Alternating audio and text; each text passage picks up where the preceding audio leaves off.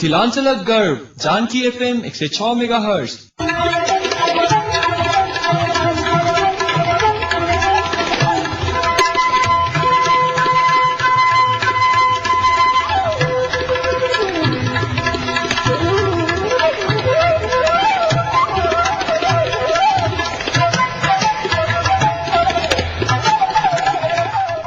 नमस्कार, Janaki FM 106 megahertz Janaki समाचार में अपने के स्वागत है। राधन से सुनल जाऊ समाचार।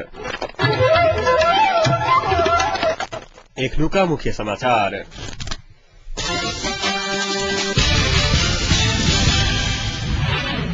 एहि वर्ष दैनिक 14 घण्टा से बेसी लोड सेटिंग नहीं है तो ऊर्जा मंत्री बोगटी के दावी। अनिश्चितकालीन बंदक घोषणा करने दवाई दुकान सब आई से खुजल। प्रधानमंत्री डॉक्टर भट्टराई के आई विद्यार्थी सब देखौलक कारी झंडा। 4 गोटे विद्यार्थी पुलिस के फंदा में।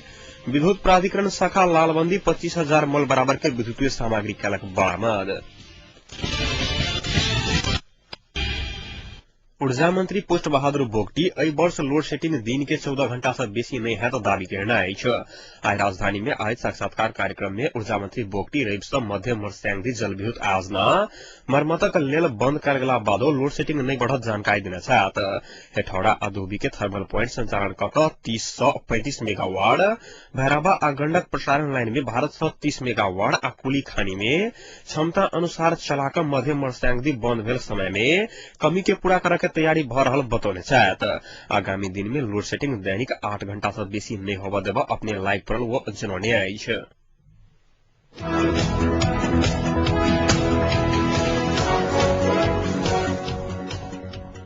अनिश्चितकालीन बंद के घोषणा करने जनकपुर के दवाई व्यवसायी सब आई से दवाई दुकान सब खोलने आई है। धनुषाक प्रमुख जिलाधिकारी वीरेंद्र यादव दोषी के आवश्यक कार्रवाई के आश्वासन दिला बाद आई से नेपाल औषधि व्यवसायी संघ अपन बंद कार्यक्रम फिर्ता लेने आई है। शांतिपूर्ण प्रदर्शन में पुलिस हस्तक्षेप करने विरोध में कल विद्यार्थी सब आह्वान करने बंद के क्रम में अंचल अस्पताल आसपास के दवाई दुकान बंद कर तोड़फोड़ करने विरोध में दवाई व्यवसायी सब आंदोलित भेल। शांति सुरक्षा के मांग कर दवाई व्यवसायी सब दवाई दुकान बंद करबैत आंदोलित भेल छल। दवाई व्यवसायी सबक आंदोलन के कारण स्वास्थ्य इलाज कराबा आबि रहल रोगी सबके दवाई के लेल समस्या भोग बाध्य भेल छल।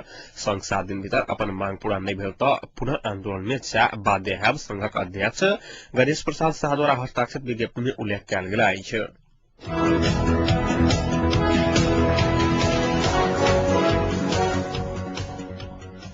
एकीकृत नेकपा माओवादी के भेरी अंचल स्तरीय अगुवा कार्यकर्ता भेला तथा प्रशिक्षण कार्यक्रम में बांके के चिसापानी जायत काल कोहलपुर में प्रधानमंत्री डॉक्टर बाबूराम भट्टराई के कारी झंडा दिखाने 4 गोटे विद्यार्थी सबके पुलिस पकड़ाव करने आई है। पकड़ाव परवला में सूर्य रोकाय, प्रकाश सिकदेल, केशव वाली आ जनक पुन रहल इलाका प्रहरी कार्यालय कोहलपुर जनौने आई है। ऐसे पहले प्रधानमंत्री के कारी झंडा दिखाने विद्यार्थी सबके मद्देनजर क सुरक्षा व्यवस्था अत्यंत कड़ा बनाल गेल बादो कोहलपुर में विद्यार्थी सब प्रधानमंत्री के कारी झंडा देखने आई है। पार्टी पश्चिम ब्यूरो स्तरीय थरुवान राज्य भेरी कर्णाली सेती महाकाली राज्य समिति का अगुवा कार्यकर्ता के प्रशिक्षण देवा प्रधानमंत्री लगायत नेता सब बाके पहुंचल छल।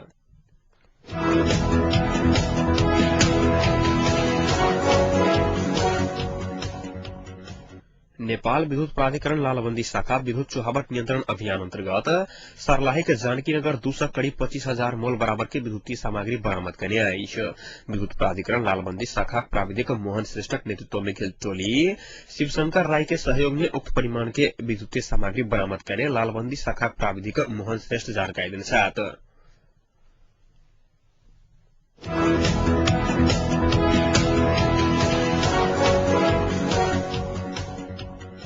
एकीकृत जन स्वास्थ्य अभियान 2068 मूल नारा के साथ सिराहा जिला के मुवाही गाविस में आए स्वास्थ्य शिक्षा तथा प्रदर्शनी मेला सम्पन्न भेल छै। काल्हि से शुरू भेल मेला में निःशुल्क विभिन्न किसिमक स्वास्थ्य सेवा लगायत जांच परामर्श देल गेल। आयोजक नेपाल परिवार स्वास्थ्य कार्यक्रमक सिराहा प्रतिनिधि चंद्रनारायण शाह जानकारी देल छथि। यूएसआईडी जिला स्वास्थ्य कार्यालय सिराहा के सहयोग में संचालित मेला में जिला के 15टा गाविस के नागरिक सेवा लेने छल।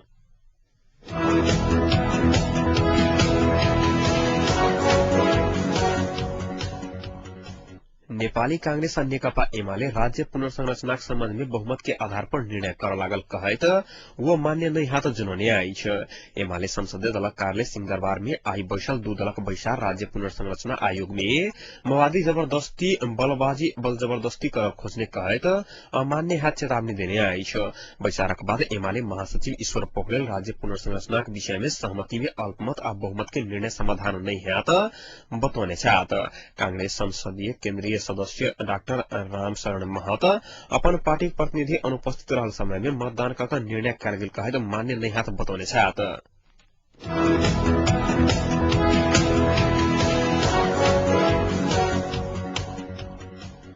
सिंचाई मंत्री महेंद्र राय यादव बागमती सिंचाई योजना अंतर्गत 50 करोड़ लगानी कक सर्लाही में सिंचाई के अभाव के निकट भविष्य में पूर्ति कयल जात बतौने छात। आज सर्लाही के पिपड़िया गाविस वार्ड नंबर 3 में निर्मित लक्ष्मेश्वर महादेव मंदिर के उद्घाटन करते मंत्री यादव एहन आश्वासन देने छात।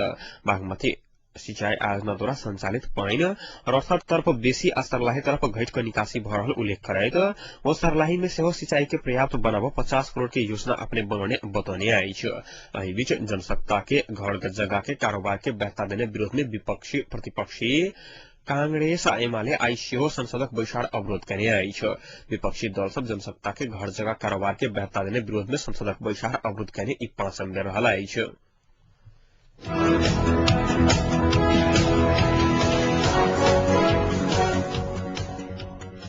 व्यवस्थापिका संसद अंतर्गत राज्य व्यवस्था समिति नियमावली विपरीत अनियमित तरीका से निजामती कर्मचारी के कयल गेल सरुआ बढ़ुआ आ पदस्थापनक संबंध में 1 सप्ताह भीतर में आवश्यक कागज पत्र सहित उपस्थित होबा के लिए संपद पक्ष के निर्देशन दिलक अछि। सिंहदरबार में आई बैसल समिति के बैसार सरुआ बढ़ुआ आ पदस्थापना संदर्भ में कयल गेल निर्णय संबंधी कागजात सहित 1 सप्ताह के भीतर में उपस्थित होबा के निर्देशन दिल गेल अछि।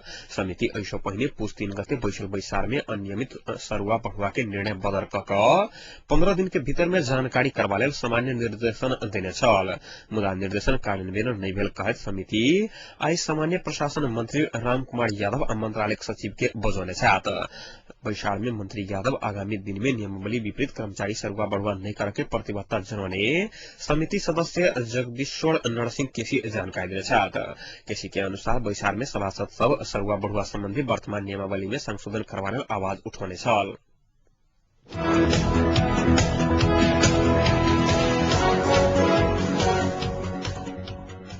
प्रतिपक्षी नेपाली कांग्रेस और नेकपा एमाले शान्ति प्रक्रिया संविधान लेखन प्रति एकीकृत नेकपा माओवादी ईमानदार नहीं रहल आरोप लगौलक अछि।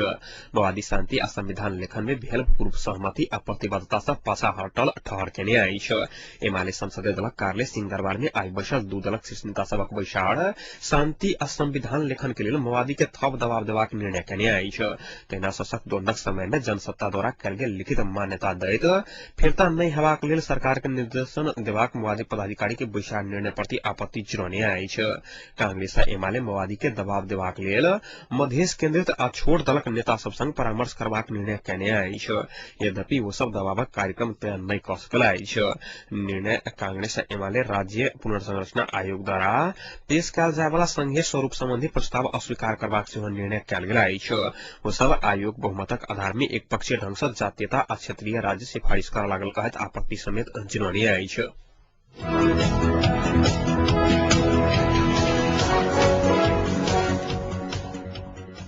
वर्गीकरण के क्रम में स्वैच्छिक अवकाश के विकल्प चाहने माओवादी सेना के लड़ाकू सबके विदाई प्रक्रिया 3 दिन भीतर शुरू करे के सहमति भेल अछि। लड़ाकू रेखदेख समायोजन तथा पुनर्स्थापन संबंधी विशेष समिति के आई सिंहदरबार स्थित प्रधानमंत्री कार्यालय में बैसल बैसार एहन निर्णय कलक अछि।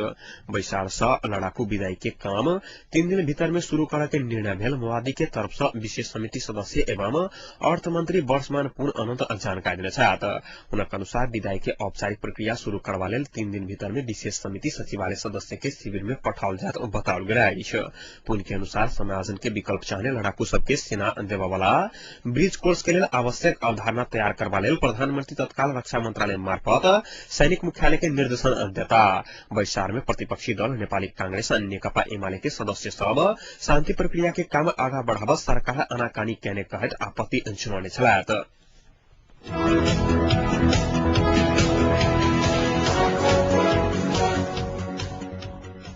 सिराहा की मिर्चैया से पुलिस अवैध गांजा सहित 2 गोटे की गिरफ्तार केने आई छ।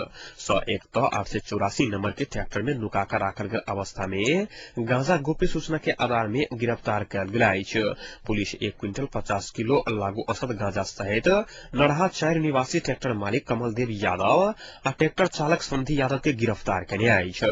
ट्रैक्टर आ बरामद भेल लागू औसत गांजा इलाका प्रहरी कार्यालय मिर्चैया में राखल गेल अछि।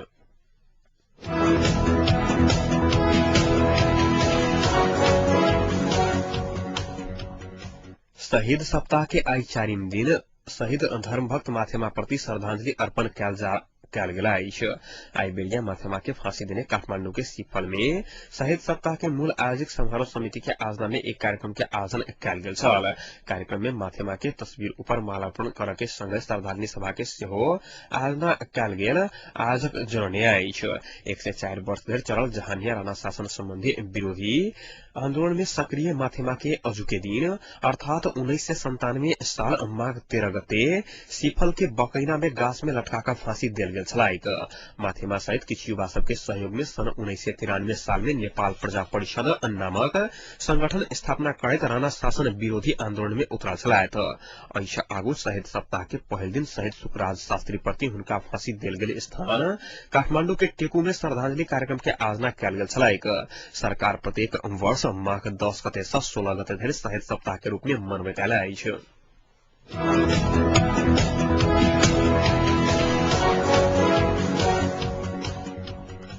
आप तापक्रम एखन जनकपुरक तापक्रम 17 डिग्री सेल्सियस रहल अछि।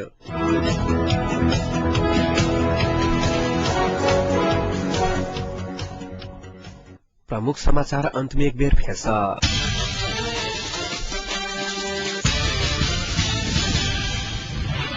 एहि वर्ष दैनिक 14 घंटा से बेसी लोड सेटिंग नहीं है तो ऊर्जा मंत्री बोगटीक दाबी। अनिश्चितकालीन बंद घोषणा केने दवाई दुकान सब आई से खुजल। प्रधानमंत्री डॉक्टर भट्टराई के आई विद्यार्थी सब देखौलक कारी झंडा। 4 गोटे विद्यार्थी पुलिसक फंदा में। विद्युत प्राधिकरण शाखा लालबंदी 25,000 मोल बराबर के विद्युतीय सामग्री कयलक बरामद।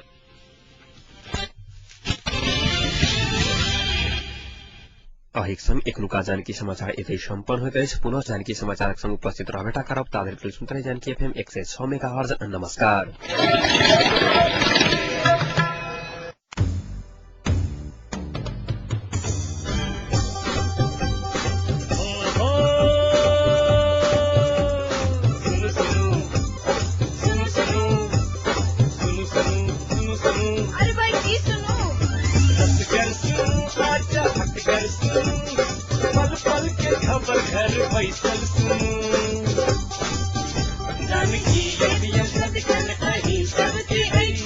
मन माती कपल बात ऐसा सुनो जानकी।